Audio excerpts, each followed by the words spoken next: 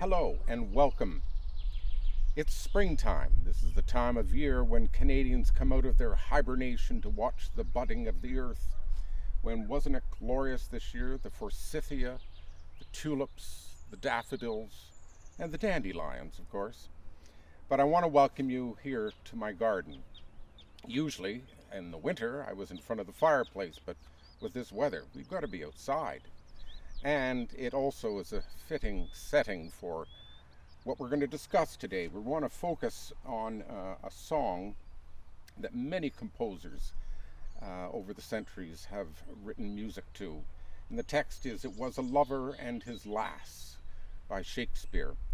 It's a familiar chorus in the springtime with the only pretty ring time. It's a wonderful setting. It depicts the beautiful time of year. And I have with me today my dear friend Hugh Brewster. We've collaborated on many different occasions and different programs. And today I thought let's talk together about a lover and a lass.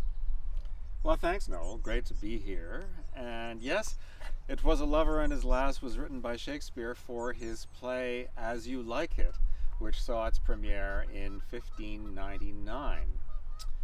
In Act 5, Scene 3 of the play, Touchstone the Fool, who was court jester at the court of the Duke Frederick, is about to marry a simple country lass named Audrey. And a couple of cheeky young pages from the court come across them in the forest of Arden and dance about them singing this song, which is all about the coupling that occurs in springtime. You know, in 16th century England, there wasn't a lot of privacy, and when all the crops came out, that's where young lovers went to couple. And the song reflects that. Talks about between the acres of the rye, these pretty country folk would lie. Hey, nonny, nonny, no. Now, it's hard to imagine an Elizabethan madrigal without "Hey, nonny, nonny, no" in it. But even "Hey Nonny Nonny" has a slightly bawdy subtext in that "Nonny No" is Elizabethan code for, shall we say, a bit of the other. One of the oldest versions of the song is written by Thomas Morley, who was a contemporary of Shakespeare's, although he died some 14 years before Shakespeare. But he was a boy chorister at Norwich Cathedral and eventually became the organ and choir master at St. Paul's Cathedral. He's famous for all things Anglican. He wrote versicles and responses, settings for the mags and nuncs, Te Deums and Jubilates. Very prolific for the Anglican cathedral tradition.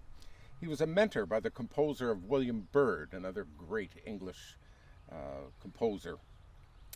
But Thomas Morley was also popular he popularized the Italian madrigal in England. And this version of "A Lover and His Lass" was performed in one of Shakespeare's own productions. We think, because even though it premiered a year before the play was written, we're sure that during one of those performances of the play, this music would have been adapted and used. So here we have a performance by a soprano by the name of Jennifer Campani, with a viol da gamba, which is sort of a historic cello, lute and harpsichord accompanying her in a 2016 concert in San Francisco, which marked the 400th anniversary of Shakespeare's passing. It was a lover and his lass with a hey and a ho and a hey, nonny-no, and a hey, nonny-no. That o'er the green cornfields did pass in springtime, in springtime, in springtime, the only pretty ringtime. And those who sing, hey, ding-a-ding-a-ding, hey, ding-a-ding-a-ding, hey, ding-a-ding-a-ding, sweet love's love song. In spring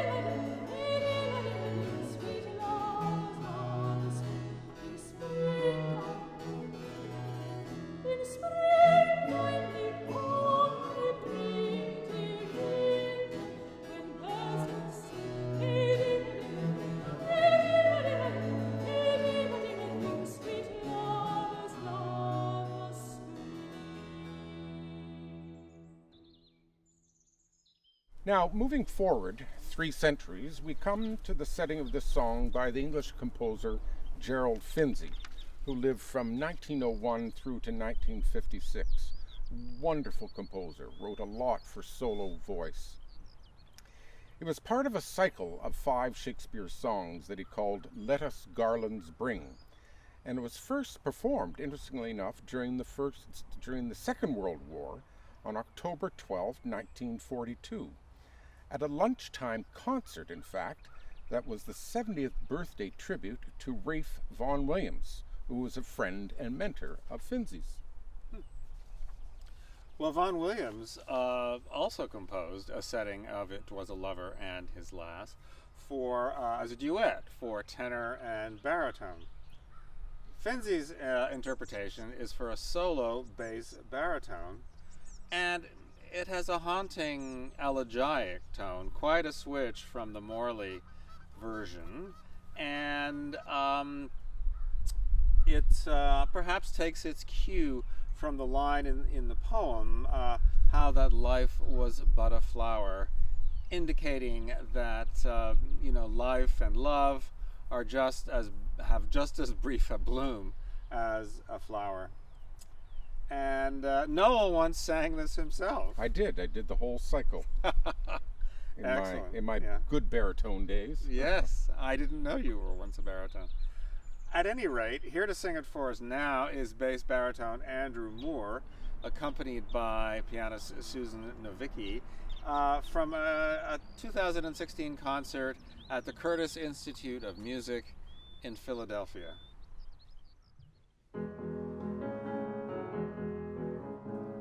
It was a lover and his lass, with a hey and a ho and a hey nonino,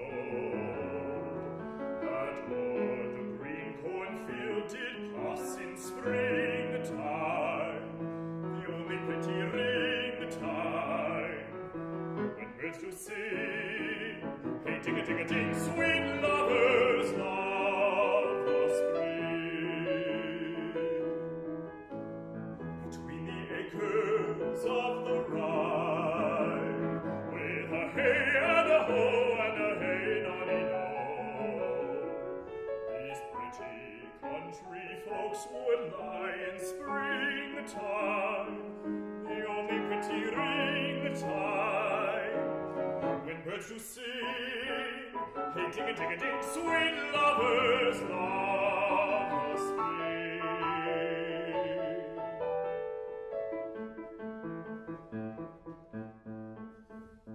This carol they began that hour, with a hey and a ho and a hey nonino.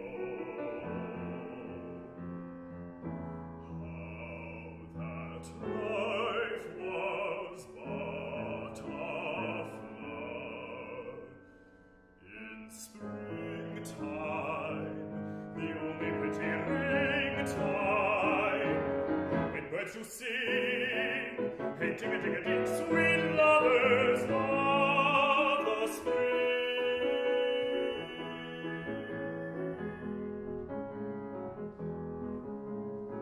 Therefore take the present time, with a hey and a ho and a hey nonino,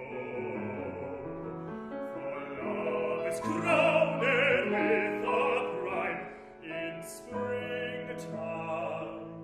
the only pretty ring time, when birds do sing, hey ting-a-ting-a-ting, sweet lovers love the spring.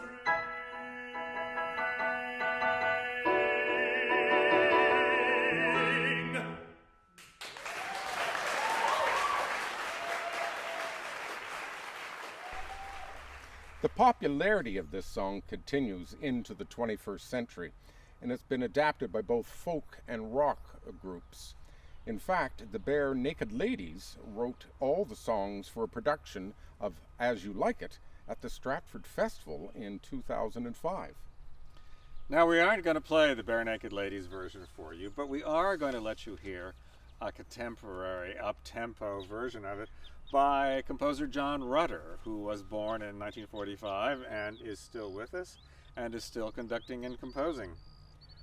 This choral version by the Cambridge Singers has some swing to it and expresses the delights of springtime in a very sprightly way. So, before we play that, I want to thank Hugh for being here today and sharing his wisdom and excitement about this text and all its many musical forms. And hopefully maybe next year, maybe the Edison Singers will actually be performing one of these pieces. So until then, be well.